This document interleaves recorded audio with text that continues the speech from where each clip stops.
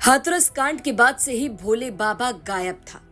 जो बाबा लापता था, जो बाबा कहीं छिपा था, जिस बाबा को उसके भक्त पुकार रहे थे, भक्त रो रो कर बुला रहे थे कि बाबा अब तो आ जाओ, कि बाबा अब तो सुन लो। तो लीजिए, अब वो बाबा सामने आ गया।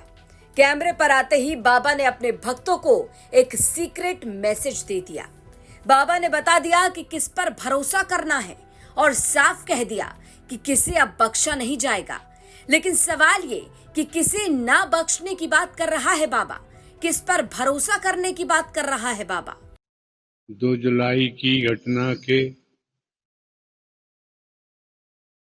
बाद बहुत ही व्यथित हैं। प्रभु हमें बस संगत को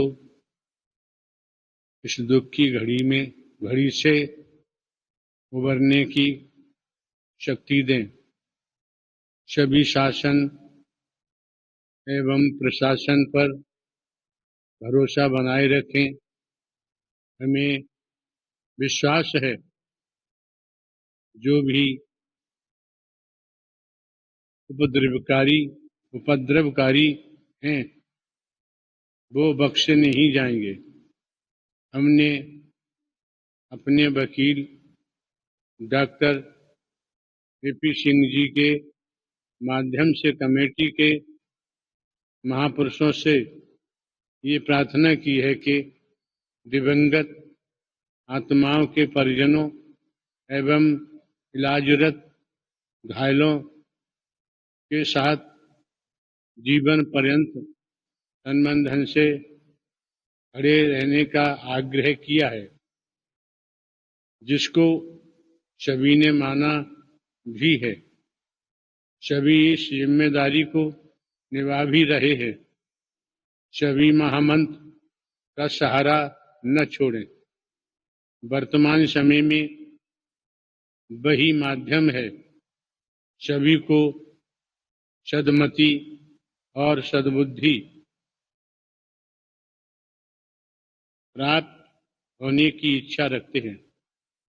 नारायण साकार हर की संपूर्ण ब्रह्मांड में सदा सदा के लिए जय जय। 2 जुलाई को हाथरस जिले के फुलरई गांव में नारायण साकार हरि और भोले बाबा के सत्संग में मची भगदड़ में 121 लोगों की जान चली गई, जिसके बाद लगातार सवाल था कि बाबा कहाँ हैं?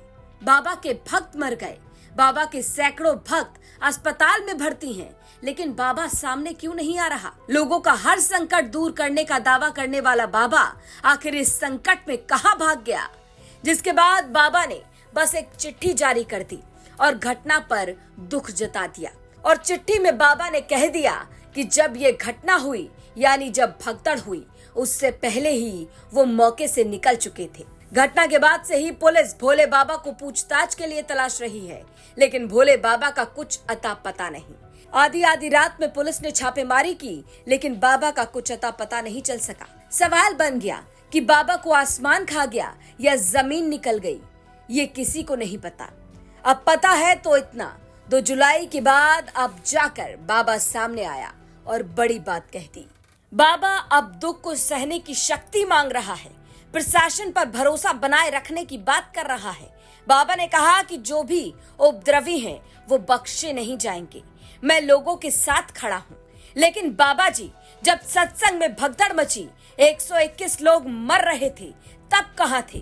पुलिस बाबा से पूछताछ करना चाहती है, लेकिन सवाल ये कि क्या बाबा सवालों से बच रहा है?